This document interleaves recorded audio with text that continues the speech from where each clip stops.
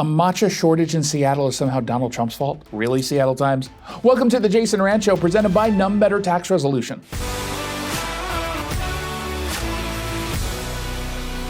Here we go again. The liberal media, in this case the Seattle Times, they just can't help themselves.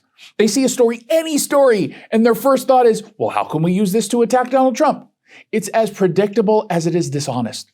They've written a piece about a matcha shortage hitting Seattle cafes. Now, is there a shortage? Yeah, absolutely.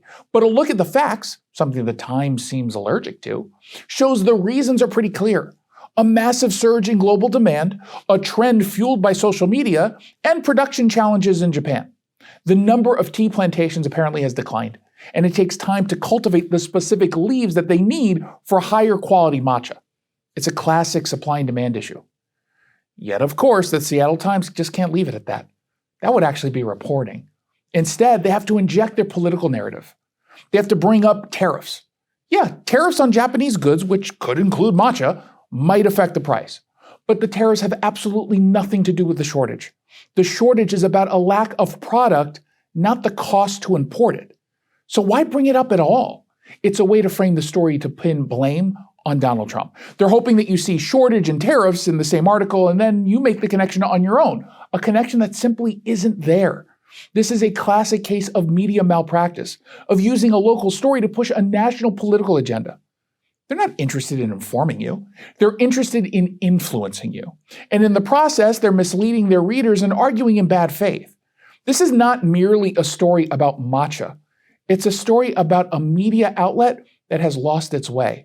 Hey, it's Jason Rantz here with our local tax expert and advocate, Greg Nunn of None Better Tax Resolution. We've got a brand new administration in place. They've been in for a while. There have been some changes with the IRS. There has been changes, and it's been in the news, and everyone knows that it's there, and that is, like everything else, there's been a big reduction in agents. Well, there's some people right now who say, well, that's great news. That means I'm not going to have to pay. Oh, no, they're definitely coming after you. Well, they're still coming after you. In fact, they have really upped their game as far as changing some of their computer technology, the sequencing of collection notices. They go out much faster and more frequent and less of them. It used to be there'd be 5 or 6 notices that would come out before they finally said, hey, this is your final notice. Yeah. Now they're doing 3. So if you're having trouble with the IRS, you have to call Greg Nunn of None Better Tax Resolution. From stress to success with IRS Solutions.